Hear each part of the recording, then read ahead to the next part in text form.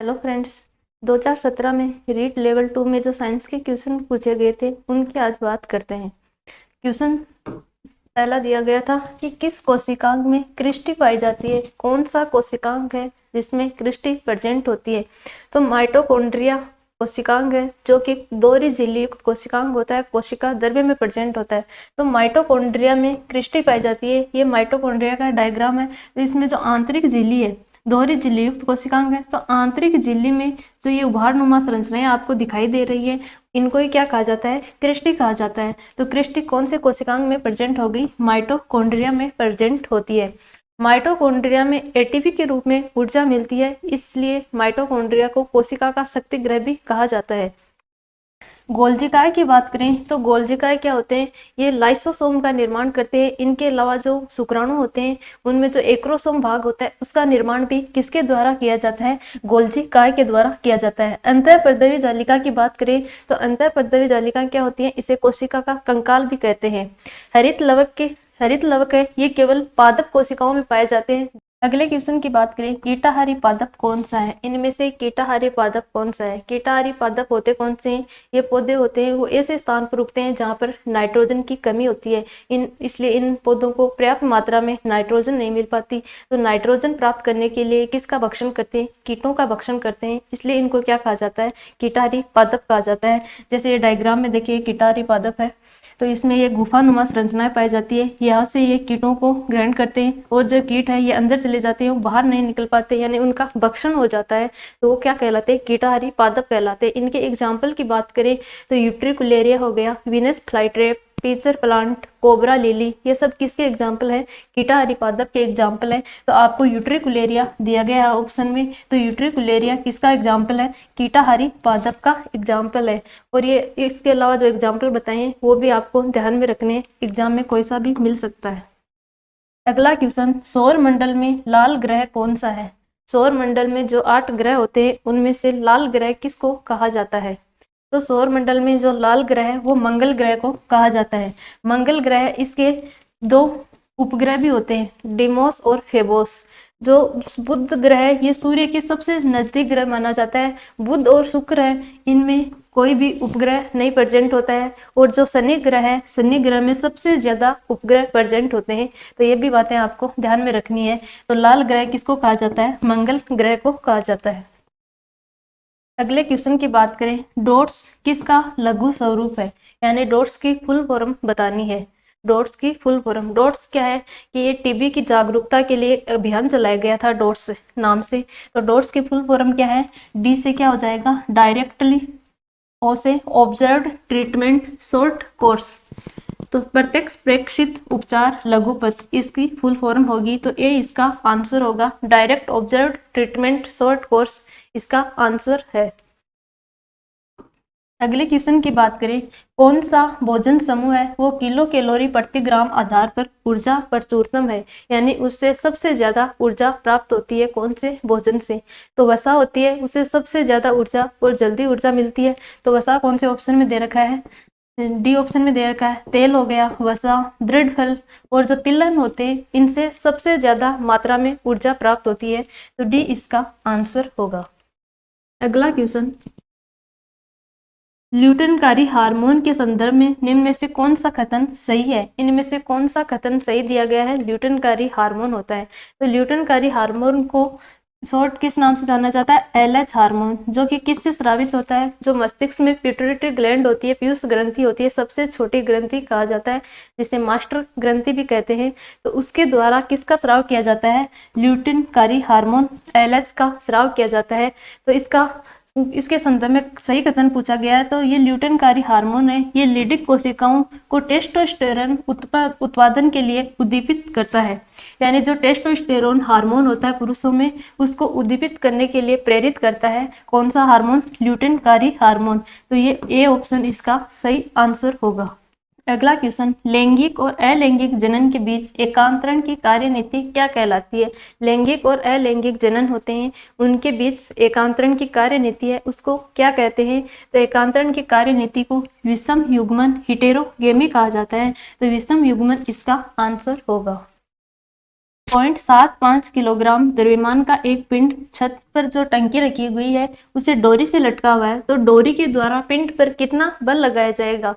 तो बल निकालने का फॉर्मूला क्या होता है, F बराबर m इंटू जी। m का मान, m क्या होता है, द्रव्यमान होता है, और g क्या होता है, गुरुत्वीय त्वरण होता है। g का मान कितना होता है, 9.8 मीटर पर सेकंड।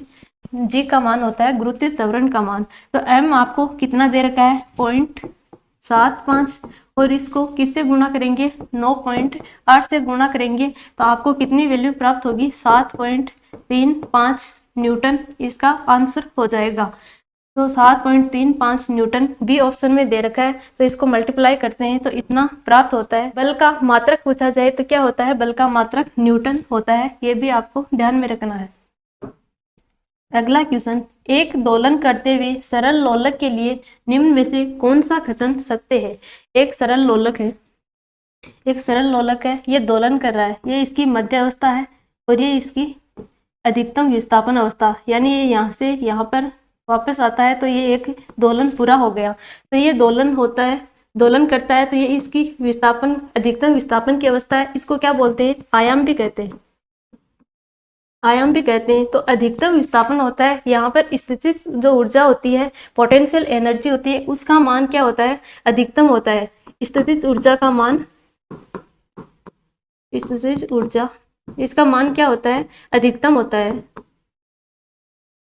अधिकतम, अधिकतम विस्थापन की अवस्था में। और जो मध्य अवस्था होती है, इस पर जो स्थितिज ऊर्जा है उसका मान 0 हो जाता है, और जो गतिज ऊर्जा होती है उसका मान, जो अधिकतम विस्थापन है वहां पर तो 0 होता है, और मध्य अवस्था में कितना होता है, अधिकतम होता है गतिज ऊर्जा का मान। तो आपको सही कथन पूछा गया है कि कौन सा कथन सही है। तो आपको दिया गया अधिकतम विस्थापन अवस्था में स्थितिज ऊर्जा न्यूनतम होती है, नहीं, अधिकतम विस्थापन अवस्था में तो स्थितिज ऊर्जा है वो अधिकतम होती है। तो अगले ऑप्शन की बात करें तो अधिकतम विस्थापन अवस्था में स्थितिज ऊर्जा है वो अधिकतम होती है, गतिज ऊर्जा है वो न्यूनतम होती है। तो ये ऑप्शन सही हो जाएगा कि अधिकतम विस्थापन होता है, यहाँ पर अधिकतम विस्थापन हो रहा है, तो इस अवस्था में स्थितिज ऊर्जा है उसका मान कितना होता है, अधिकतम होता है। तो बी इसका आंसर हो जाएगा। निम्न में से कौन सा तापमान संभव नहीं है, इनमें से कौन सा टेम्परेचर है वो संभव नहीं होता है। तो जो फ़ारेनहाइट और सेंटीग्रेड टेम्परेचर होते हैं वो तो माइनस में भी संभव होते हैं, लेकिन जो केल्विन में और जो र्यूमर में टेम्परेचर होता है वो माइनस में संभव नहीं होते हैं। केल्विन की बात करें तो न्यूनतम उसका मान 0 तक हो सकता है, उससे कम माइनस में नहीं होगा। तो जो न्यूनतम मान होता है उसको क्या बोलते हैं, केल्विन में परम शून्य ताप भी कहते हैं। तो इसमें सी और डी ऑप्शन आपके दोनों सही होंगे कि -8 केल्विन और -8 र्यूमर है, ये दोनों ही संभव नहीं है। अगले क्वेश्चन की बात करें, 1 जूल तुल्य होता है, 1 जूल किसके तुल्य होता है। तो 1 कैलोरी का मान कितना होता है, 4.2 जूल होता है। तो यहाँ से 1 जूल का मान निकालेंगे, 1 जूल किसके बराबर हो जाएगा, 1/4.2 कैलोरी के बराबर हो जाएगा। तो 1.42 कैलोरी, डी इसका आंसर हो जाएगा। एक समतल दर्पण में 2 मीटर ऊंचाई की वस्तु का पूर्ण प्रतिबिंब देखने के लिए, 2 मीटर की ऊंचाई की कोई वस्तु है उसका पूरा प्रतिबिंब देखना है, तो दर्पण की न्यूनतम ऊंचाई है वो कितनी होनी चाहिए। दर्पण की न्यूनतम ऊंचाई पूछी गई है। अगर आपको समतल दर्पण में पूरा प्रतिबिंब देखना है तो आपकी जितनी हाइट है उसकी आधी हाइट का मिरर होना जरूरी है, यानी उसकी आधी हाइट का, किसी व्यक्ति की हाइट जैसे h है तो उसकी वो मिरर कितनी हाइट का होना चाहिए, h/2, यानी उसका आधा होना चाहिए। यहाँ पर आपको 2 मीटर ऊंचाई की वस्तु दे रखी है तो उसका आधा ऊंचाई का क्या होना चाहिए, मिरर होना चाहिए। तो 2 से भाग कर देंगे तो आपको कितना प्राप्त होगा, 1 मीटर ऊंचाई का दर्पण प्राप्त हो जाएगा। तो 1 मीटर इसका आंसर हो जाएगा। ध्वनि का संचरण होता है, ध्वनि का संचरण है वो कैसे होता है। तो ध्वनि तरंगे होती है उनमें अनुदैर्ध्य और परगामी तरंग होती है, उसके रूप में संचरण होता है। अनुदैर्ध्य का मतलब कि इनमें जो कंपन होता है और जो इनकी दिशा होती है वो एक ही तरफ होती है, एक दूसरे के अनुदिश होती है। जैसे ये कंपन हो रही है, इधर ही इसकी दिशा होती है, इसका मतलब वो कैसी है, अनुदैर्ध्य तरंगे होती हैं। और इनमें माध्यम की आवश्यकता नहीं होती, इसलिए ध्वनि तरंगे कैसी होती हैं, परगामी तरंग होती हैं।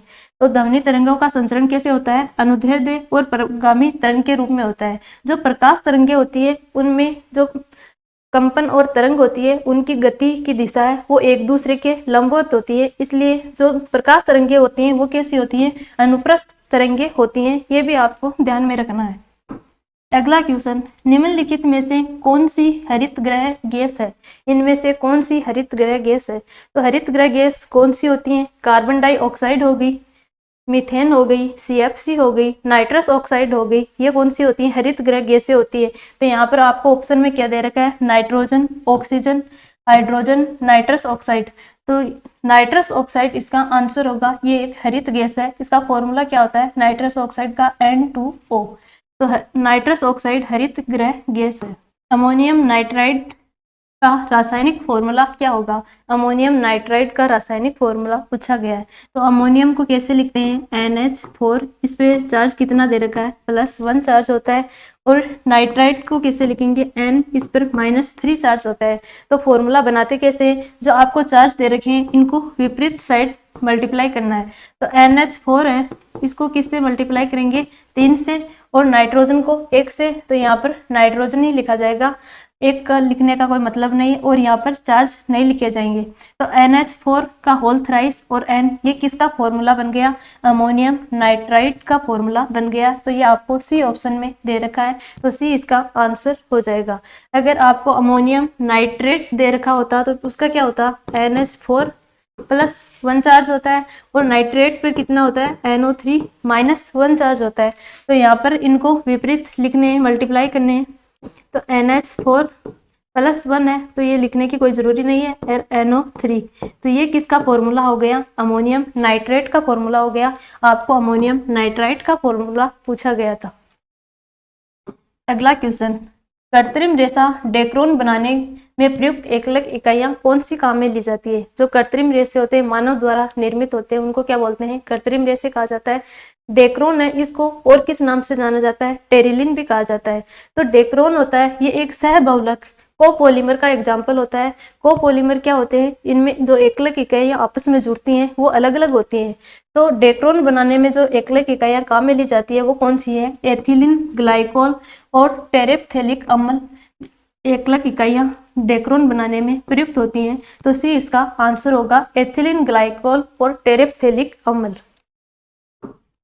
अगला क्वेश्चन, आमाशय की अम्लता का उपचार करने के लिए प्रयुक्त प्रति अम्ल कौन सा है? और कौन सा एंटा एसिड काम में लिया जाता है आमाशय की जो अम्लता होती है उसको दूर करने के लिए? तो आमाशय में कौन सा अम्ल स्रावित होता है? HCl अम्ल, हाइड्रोक्लोरिक अम्ल होता है। जब इसकी मात्रा ज़्यादा हो जाती है तो एसिडिटी हो जाती है। तो उस एसिडिटी को दूर करने के लिए जो एंटा एसिड काम में ले जाते हैं वो क्या होते हैं? दुर्बल क्षार होते हैं, तो उनको काम में लेते हैं। तो उनको काम में एग्जाम्पल की बात करें, जैसे मैग्नीशियम हाइड्रोक्साइड हो गया, इनो हो गया। मैग्नीशियम हाइड्रोक्साइड है वो, इसको और किस नाम से जाना जाता है? मिल्क ऑफ मैग्नीशिया भी कहा जाता है। तो आपको मिल्क ऑफ मैग्नीशिया ऑप्शन में दिया है, तो सी इसका आंसर होगा कि आमाशय की अम्लता को दूर करने के लिए मिल्क ऑफ मैग्नीशिया को काम में लिया जाता है। जो दुर्बल क्षार होते हैं उनको एक तरह से काम में लेते हैं। कोयला जिसमें कार्बन की सर्वाधिक प्रतिशतता होती है, कौन से कोयले में कार्बन की सर्वाधिक मात्रा होती है? तो जिस कोयले में कार्बन की सर्वाधिक मात्रा होती है वो कोयला उच्च कोटि का कोयला होता है। जिसमें कार्बन की मात्रा कम होती है वो निम्न कोटि का कोयला होता है। तो सबसे ज्यादा कार्बन की मात्रा है वो एंथ्रेसाइट कोयला होता है, उसमें पाई जाती है। तो एंथ्रेसाइट कोयला ये उच्च कोटि का कोयला माना जाता है। जो पीट कोयला होता है ये सबसे लो क्वालिटी का होता है, इसमें कार्बन की प्रतिशतता सबसे कम होती है। जो लिग्नाइट कोयला होता है उसको भूरा कोयला भी कहते हैं। और सबसे ज्यादा मात्रा में कौन सा कोयला पाया जाता है ये पूछा जाए तो बिटुमिनी कोयला होता है, ये सबसे ज्यादा मात्रा में पाया जाता है। अगला क्वेश्चन कंप्यूटर का दिया गया था, निम्नलिखित में से कौन सा आउटपुट उपकरण है? इनमें से कौन सा उपकरण आउटपुट उपकरण है? तो जो विजुअल डिस्प्ले यूनिट होती है ये एक आउटपुट उपकरण है। तो डी इसका आंसर होगा। ये फुल फॉर्म सभी की आपको ध्यान में रखनी है, एग्जाम में पूछी जा सकती है। पेनिसिलिन की खोज किसने की थी? पेनिसिलिन की खोज किसके द्वारा की गई थी? पेनिसिलिन है ये एक एंटीबायोटिक होती है जो किससे प्राप्त होती है? कवक से प्राप्त होती है। किससे प्राप्त होगी? कवक से प्राप्त होती है। इसके खोज है वो अलेक्जेंडर फ्लेमिंग के द्वारा 1928 में की गई थी। तो खोज किसके द्वारा की गई? अलेक्जेंडर फ्लेमिंग के द्वारा पेनिसिलिन की खोज की गई थी।